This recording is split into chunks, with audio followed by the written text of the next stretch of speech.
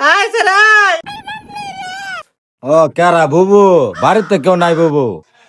আয় গেলাম বাড়ি কেউ নাই তুই কি মারছস তুই দে তোরা তো ছাড়বি না, তোরা খালি টেয়া খাস। দা 10 টাকা আছে নিয়ে যা। আয় বাড়িতে কে আসছ রে বাইরো বাইরো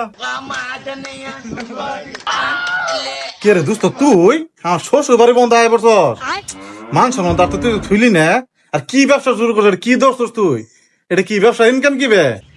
আয় সারা তোর শ্বশুর বাড়িতে আমি কি করবো সারা দেশে আমার কথা সমান আর এটা কামাই ভালা 2-3 হাজার হ্যাঁ সারা পড়ালেখা করে তোর মাসে 2-3 হাজার ইনকাম করলে পুষ পরে।